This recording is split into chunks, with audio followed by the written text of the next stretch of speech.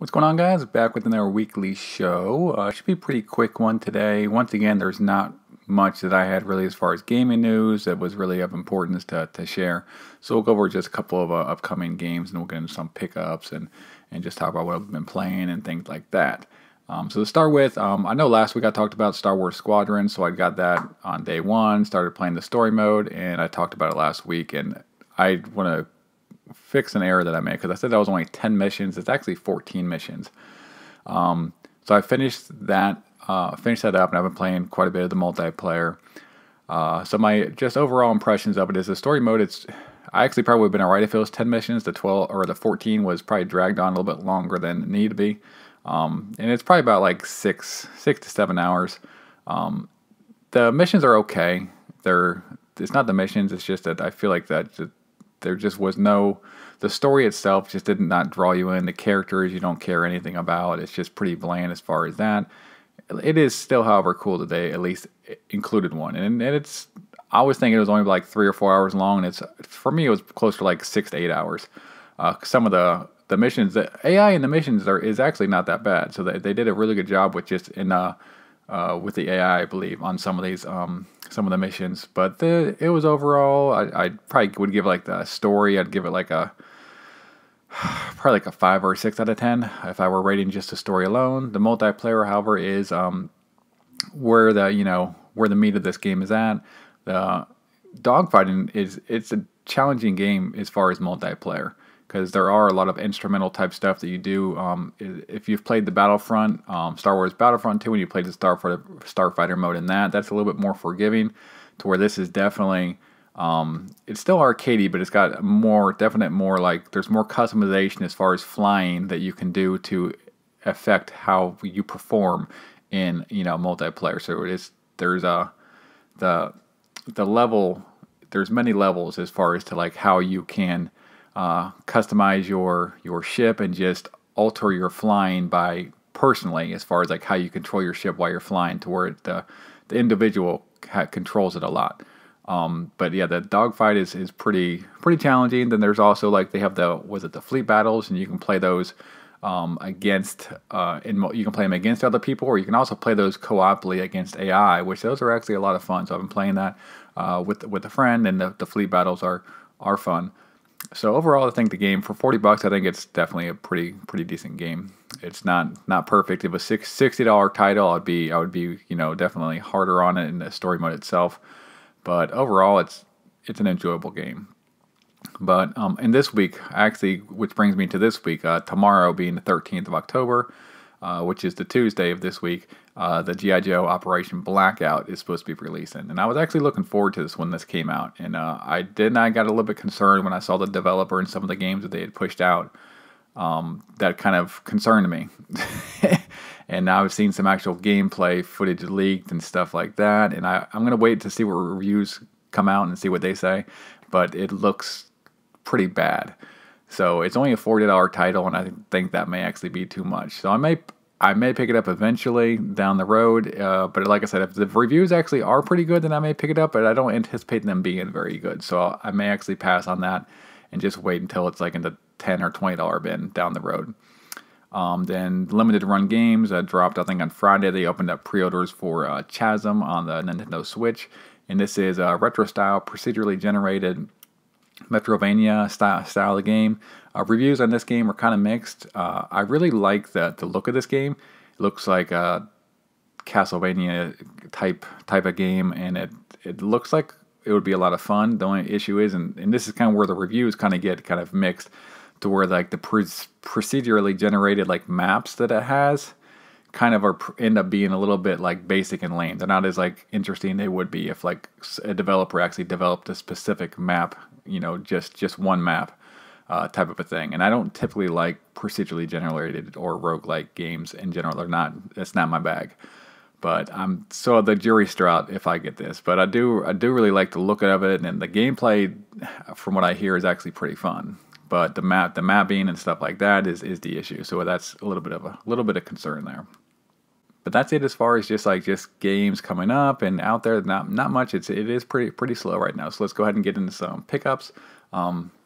Like I did the video. I did a separate video for this, so I'm not going to talk too much about it. I got the Catwoman, Jolie Jones, DC CoverGirl statue. Fantastic statue. That's all I'm really going to say about it. And like I said, I'll link my other video where I go more in detail about that. But wonderful statue. I also had got, because I just had finished Darksiders Genesis, and I love the Darksiders series, so I've been in the Darksiders mood lately. And I finally got the Death statue. This is from the Darksiders 3 Apocalypse Collector's Edition. And I had got that just a standard Collector's Edition that came with Fury. And this one came with, I think, War, Fury, Death, and then Volgrim. And I've bought War separately, and now I've went and bought Death separately. And I hadn't played, this is the only Darksiders left. Darksiders 2 is the only one that I have not played yet, and I will plan on playing that coming up pretty soon. The only reason I grabbed it was because I just have a fear that this one, there's not many out there, and I kind of just wanted to make sure I grabbed it before it got just too hard to find. On that note, I also found these. These are the Art of Darksiders, and these are by THQ Nordic.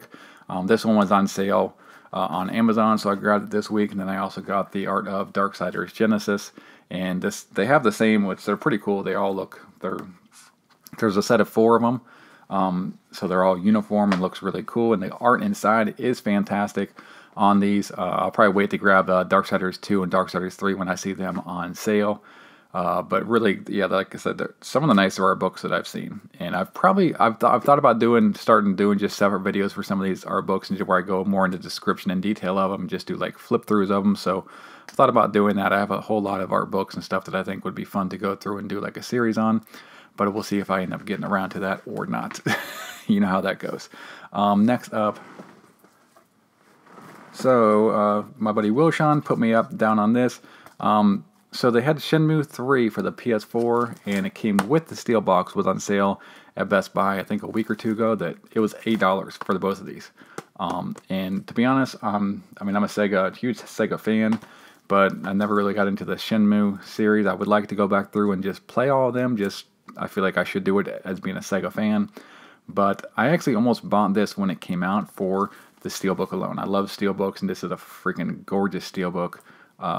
I almost bought this just for the steelbook alone. So when I saw that, the price of it was $8 for the game and the steelbook, I had to jump on it. So thank you, Wilshon, for giving me the heads up. And hopefully one day I'll get around to playing that series.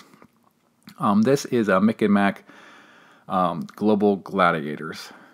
As the Global Gladiators. Sorry, Mick and Mac as the Global Gladiators. And this, I had gotten a Sega Visions magazine a little while ago, and then I was just flipping through, reading through the Sega Visions magazine. And then in it, they have like a section where they had like, I think it was called like the envelope, where it pretty much goes over the third-party games of the year for Sega. And this was actually up for a couple categories. I think they had it leading. It won like the category for best action platformer by a third party I think it must have been for 2000 or 1992 or 1993. And then I think they had it overall best third party game of the year, which is kind of strange because I've seen the game a lot and I just never grabbed it. I just don't hear very many people talking about this game. And then I went and did a little bit of research, and apparently it's a pretty quality game. I don't know if I'd say it was the best third party game of the year that year. That's maybe debatable, but I've played quite a bit of it now, and it is pretty good quality. It is fun to play through, so definitely a quality game. And it's also pretty cheap. I got this complete in box, I think, for under $20. So like I said, I've seen it all the time, and I just always pass on it. And after I saw that in the magazine, then I went ahead and grabbed it. And the only other thing that I got when I was out Transformer hunting the other week, I found like my original Battle Cats, He-Man Battle Cats, from the 80s or whenever I got them growing up, in a bin the other day, and I was like, or a couple weeks ago actually, and I was like, oh, I should probably get some just cheap like He-Man figures to put on the Battle Cats, and I can just put them up somewhere. And I don't usually get figures, like just toy figures, but I got these just because I found the Battle Cats, and I found this was at Walmart. They're just retro collectible action figures for Skeletor and He-Man. So hopefully they fit on the Battle Cats, my original Battle Cats, but we'll see. And that is it as far as pickups. And as far as what I've been playing, like I said, I finished the Star Wars Squadrons story, and I've just been playing through some multiplayer with a friend. And I started Doom 2016 on the PS4. I actually wanted to play Doom Eternal. I was thinking that, I was like, oh, I should probably play Doom Eternal because it's a game that came out this year. But I don't play too many first-person shooter games. I do every now and again, but it's not my favorite genre. It's pretty far down the list. But I do like playing a first-person shooter every now and again. But I've been playing through Doom 2016 and really enjoying it a lot. So having a lot of fun with that. But that is it, guys. Like I said, it's just a pretty quick video. Just go over some things really quickly. And I will see you in the next video. Later.